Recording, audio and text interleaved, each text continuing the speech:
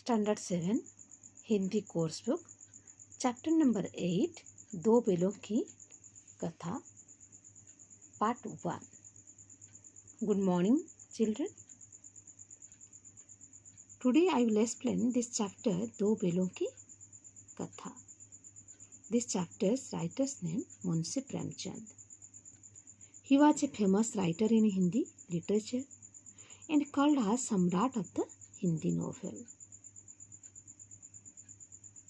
उन्हीं का ये जो लेखनी है दो बेलों की कथा बहुत ही सुंदर कहानी है।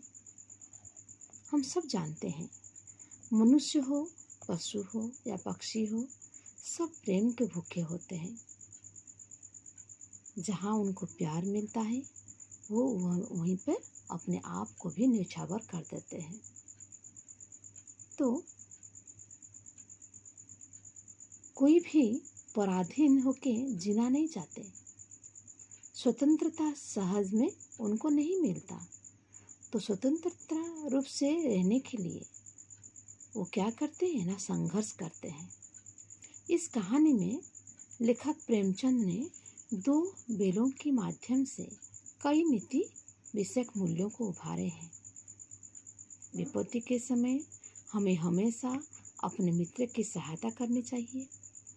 अपनी आज़ादी के प्रति सजग रहना चाहिए। पशु भी स्नेह के भूखे होते हैं, अतः उन पर अत्याचार नहीं करना चाहिए। समाज में किसी के साथ में दुर्व्यवहार करना नहीं चाहिए। आदि आदि इस कहानी के माध्यम से मुंशी प्रेमचंद ने बताए हैं। बहुत सुंदर कहानी है। यहाँ दो बेलों का जो नाम है क्या है, हीरा और मोती। झूरी काछी के दोनों बेलों थे जो कि नाम था हीरा और मोती। दोनों पछाई जाति के थे और देखने में सुंदर थे, सुडौल सुंदर थे। आपस में उन दोनों बीच बहुत दिन तक रहे, इसीलिए आपस में दोनों के बीच में भाईचारा हो गया था। एक दूसरे को छोड़ के नहीं रह पाएंगे ऐसे भाव हो गया था। किसके बीच में? हीरा और मोती के बीच में इतना आत्मीयता उनके दोनों के बीच में आ गया था। ये दोनों बेलों हल या गाड़ी में जोत दिए जाते तो गर्दन हिला हिलाकर चलते थे। उस वक्त हर एक ही की चेष्टा रहती थी कि ज़्यादा से ज़्यादा बोझ मेरी ही गर्दन पर आ जाए। एक बेल सोचता था कि मेरे गर्दन पर ज़्यादा बोझ आ जाए जो कि दूसरे बेल को उसको कष्ट उठाना ना पड़ेगा। कितना प्यार था दोनों के बीच में। दिन भर के बाद दोपहर या संध्या के समय अगर वो दोनों खुलते तो एक दूसरे को चाट कर अपनी थकान को मिटाते थे। वो संयोग की बात है, झूरी ने एक बार गोई को ससुराल भेज दिया। बेलों को क्या मालूम था कि वो क्यों जा रहे। समझे मालिक ने उन्हें बेच दिया है। अपना यूँ बेचा जाना उन्हें अच्छा लगा या बुरा कौन समझे।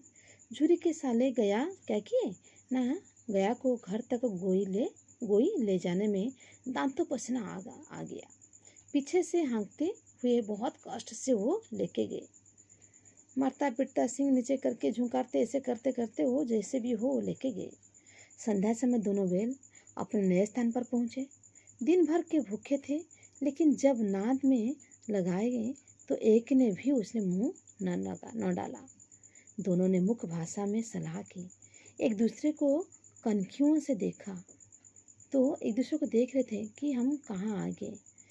दिन भर में कुछ नहीं खाए, फिर भी एक दाना भी मुंह में वो दोनों नहीं लिए। जब गांव में सोता पड़ गया तो दोनों ने जोर मार कर पगे उड़ा डाले और घर की तरफ से भागे। जब गांव में सन्नाटा छा गया, सब सो गए। रात्रि के अंधकार में दोनों फिर से भागे। झूरी प्रातःकाल सोकर उठा तो देखा कि क्या है, दोनों बैल चरनी पर खड़े हैं, अपने घर के चरनी पर खड़े हैं। झूरी बेलों को देखकर स्नेह से गदगद हो गया और दौड़कर उन्हें गले लगा लिया। झूरी की स्त्री ने बेलों को द्वार पर देखा तो वो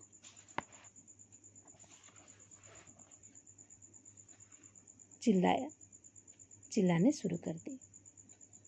तो बोले, कैसे नमक हराम बेल है, एक दिन वहाँ काम न किया भाग खड़े आए, एक दिन भी वहाँ पे काम नहीं किए भाग क्या गए।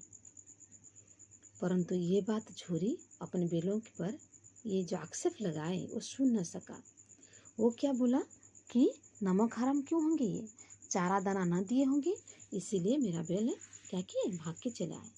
दूसरे दिन झूरी का साला आया और बेलों को ले चला। फिर अब की बार उसने दोनों को जोता।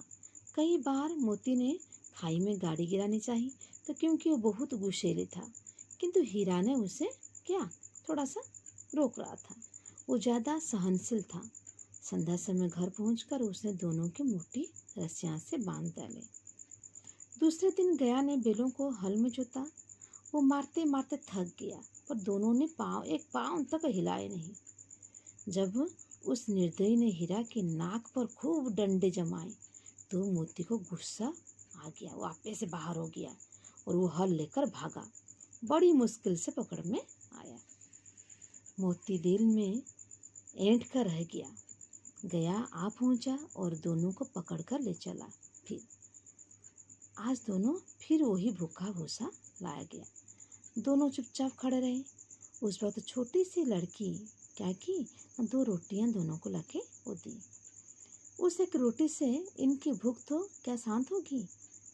फिर भी पर दोनों के हृदय के मानो जैसे बहुत सा कुछ मिल गया, बहुत स्नेह मिल गया। जैसे लगा कि इतना मने बदमाशों के बीच साथ कोई सज्जन का वास है। लड़की की क्यों लगा ऐसे, ना लड़के की माँ मर चुकी थी, सौतेली माँ उसको मारती थी, सौतेली माँ से स्नेह उसको नहीं मिलता था। तो छोटी सी लड़की सोची, जिस तरह से मुझे मेरी सौतेली माँ मारती है, इस तरह से ये जो आए हैं यहाँ पे ये सौतेले हैं, ये अपना मालिक नहीं है, इसलिए उनसे ये बेलों को मार रहे हैं। ये जो प्रेम भाव से वो लड़की क्या की ना ला के रोटी खिलाई, तो वही भाव से ये लोग भी दोनों बेल भी रोटी खाए। रात कोई लड़की उन्हें क्या की 2 रोटियां खिला देती हर दिन। एक दिन उसने क्या की ना रस्सी खोल दी। उन्हें मार्ग का ज्ञान तो नहीं था तो भागे। वो हीरा ने कहा मुझे मालूम होता तो राह भूल गए। दोनों से व्याकुल हो रहे थे। खेत में मटर बहुत सा मटर थी, तो दोनों सोचे कि दोनों में से तो जब पेट भर गया तो सोचे कि हम थोड़ा चलने लगेंगे। जब पेट भर गया तो मस्त होकर उछलते कूदते बोले चले। तभी वहाँ आके सांड आ गया। दोनों में उसका मुकाबला हुआ। आखिर बेचारा जख्मी होकर भागा। अब घर कैसे पहुँचेंगे वो सोचे। हीरा ने कहा कैसे घर जाएंगे, पहले कुछ खा ले तो सोचे। मोती बोला। हीरा के मना करने पर भी मोती मटर के खेत में घुस गया। तभी आदमी लाठियाँ लेकर दौड़ा जो तो दोनों क्या किए ना दोनों को घेर दिया। हीरा तो मेड़ पर था, निकल गया, परंतु मोती खेत में था, इसलिए उसका खुर कीचड़ में घुस गया। जैसे मोती का खुर कीचड़ में घुस गया, हीरा भी क्या और भाग न सका। हीरा भी और भागा नहीं, क्योंकि अपना संगी संकट में पड़ा है। इसके चलते वो भी वहीं पर खड़ा हो गया। दोनों को क्या किए वो पकड़ के ले गया। Next video I will continue. Thank you.